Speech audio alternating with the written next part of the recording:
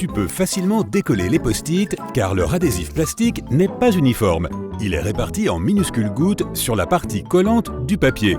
Lorsque tu colles un post-it sur un tableau d'affichage, toutes les gouttes, qui sont techniquement appelées microcapsules, n'ont pas besoin de toucher la surface pour que le papier reste collé. Tu peux donc facilement le décoller. Et puis, quand tu voudras le recoller à autre chose, les gouttes de colle non utilisées prendront le relais. Finalement, tu finiras par utiliser toutes les capsules de colle, ou bien elles seront simplement recouvertes de saleté et le post-it ne collera plus. Si mâcher du chewing-gum est si satisfaisant, c'est parce qu'il est fait de caoutchouc. Les chewing-gums d'avant avaient une texture élastique à cause d'un élément appelé chicle, un type de latex naturel. Aujourd'hui, tu peux mâcher ton chewing-gum plus facilement car il est fait de caoutchouc synthétique. Certains caoutchoucs sont aussi utilisés pour les pneus de voiture, tandis que d'autres sont utilisés pour la colle Elmer parce qu'ils imitent l'effet du chicle. Les immeubles de bureau sont un peu plus hauts pendant la nuit. Lorsque les employés ont fini de travailler et qu'ils rentrent tous chez eux, les grands immeubles de bureau grandissent légèrement. Par exemple, un gratte-ciel de 400 mètres de haut rétrécit d'environ 0,8 mm pendant la journée, sous le poids des 50 000 personnes à l'intérieur.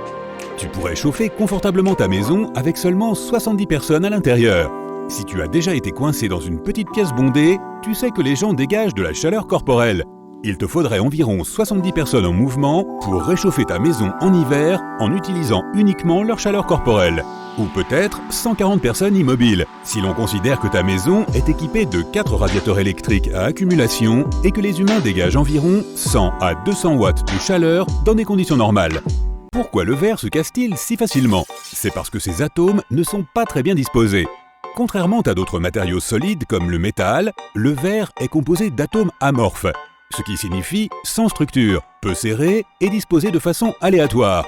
Ces atomes ne peuvent pas se réarranger aussi rapidement pour conserver une structure solide, de sorte que le verre se brise et des fragments éclatent partout.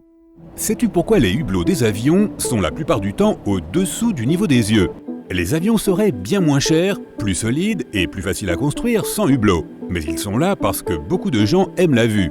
D'autant qu'il y a environ 100 ans, les vols se faisaient souvent à basse altitude.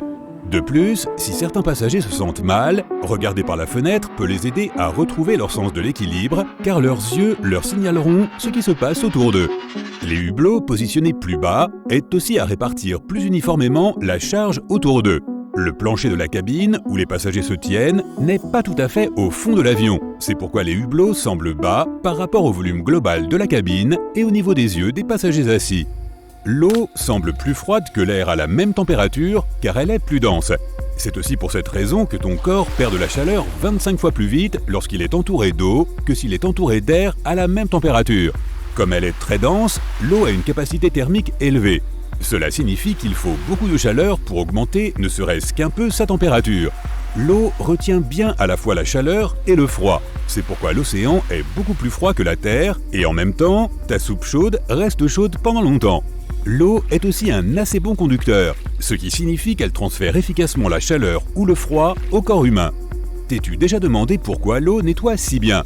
C'est à cause de ses molécules asymétriques. Elles sont composées de 2 atomes d'hydrogène collés à un seul atome d'oxygène, ce qui signifie qu'elles sont triangulaires. C'est pourquoi elles ont une charge légèrement différente sur leurs différents côtés, comme un aimant. L'extrémité oxygène de la molécule est légèrement négative, tandis que l'extrémité hydrogène est légèrement positive. Grâce à cette caractéristique, l'eau est très efficace pour se coller à d'autres molécules. Ainsi, lorsque tu veux laver la saleté, les molécules d'eau vont se coller à elle et l'éloigner de la surface sur laquelle elle se trouve, et ce, quelle qu'elle soit. C'est aussi pour cela que l'eau a une tension superficielle. Elle est aussi capable de se coller à elle-même. Les chats domestiques partagent certaines similitudes avec les grands chats sauvages, mais l'une des choses qui les distingue est leur vocalisation. La majorité des grands félins, comme les tigres et les lions, rugissent bruyamment pour que tout le monde sache qu'ils défendent leur territoire. Mais avec les chats domestiques, la plupart du temps, tu n'entendras que des ronronnements et des miaulements. Cela est dû à la physiologie de leur gorge et de leur boîte vocale qui aide à créer ces vocalisations félines. Ainsi, un félin peut soit rugir, soit ronronner, mais aucun chat ne peut faire les deux. Les lynx, les cougars, les chats domestiques et les guépards ronronnent.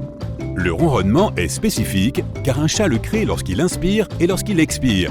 Le rugissement a évolué dans une lignée particulière de grands félins qui comprend les tigres, les lions, les jaguars et les léopards. sauf le léopard des neiges qui a perdu cette capacité. Ils sont capables de rugir grâce aux os flexibles de leur gorge. Les mammifères ont leur boîte vocale dans la gorge, où l'air, passant par cette structure, produit des sons. Les cordes vocales et les os hyoïdes sont les deux principales parties du larynx qui créent différentes vocalisations chez les chats. Tu préfères probablement la fonction Pulse de ton mixeur. Ça fonctionne tout simplement mieux, et ce, grâce aux turbulences. Lorsqu'un mixeur arrête de hacher les aliments et commence à les faire tourner en rond uniquement, tout ce que tu mets dedans tourne à la même vitesse. Il ne s'agit pas vraiment de mélanger les ingrédients ensemble, mais de ce qu'on appelle un flux laminaire. Cela signifie que toutes les couches de liquide se déplacent continuellement dans la même direction. Lorsque tu utilises la fonction Pulse, ton mixeur ajoute des turbulences. Ainsi, les morceaux de fruits ne se contentent pas de rouler sur le côté du mixeur, ils tombent au centre et il est alors plus facile de les mixer. Tu aimes ouvrir ta fenêtre pendant une chaude journée de printemps ou d'été? C'est tellement agréable d'entendre les oiseaux chanter. Mais même si tu reviens 1 heure plus tard, tu les entendras probablement encore chanter la même chanson. Ce sont des travailleurs acharnés, et les mâles sont très probablement en train de garder leur territoire et d'essayer d'attirer une femelle. Les humains marquent leur territoire avec des clôtures, tandis que les animaux ont leur propre tactique. Certains aiment laisser leur odeur partout, mais les oiseaux utilisent un chant pour envoyer un message indiquant en particulier aux autres mâles de la zone que tel espace leur appartient. Ils vont donc continuer à chanter la même chanson encore et encore. Pendant l'hiver, ils chanteront moins de notes, voire une seule note. En plus de marquer leur territoire, ils essaient aussi de savoir s'il y a de la nourriture à proximité. Pourquoi les chats aiment-ils tant les petits espaces? Tout d'abord, ce sont des animaux solitaires. C'est pourquoi ils cherchent toujours une cachette sûre pour faire une bonne sieste.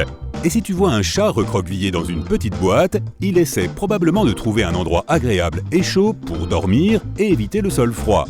Les chats préfèrent une température ambiante d'environ 14 degrés Celsius, un peu plus fraîche que ce qui est confortable pour nous. Et s'il n'y a pas de rayon de soleil pour se coucher, ils chercheront d'autres solutions, comme une boîte à chaussures douillette. D'ailleurs, les chats sont plutôt paresseux. Ils peuvent dormir jusqu'à 18 heures par jour, même si la plupart dorment en moyenne entre 10 et 13 heures par jour.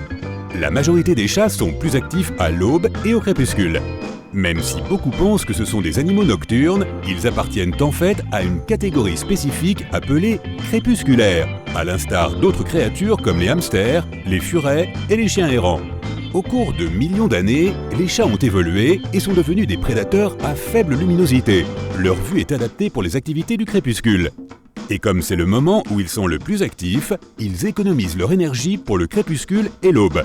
Avant d'être domestiqués, les chats devaient dépenser de grandes quantités d'énergie à ces moments-là pour débusquer, poursuivre et attraper leur proie.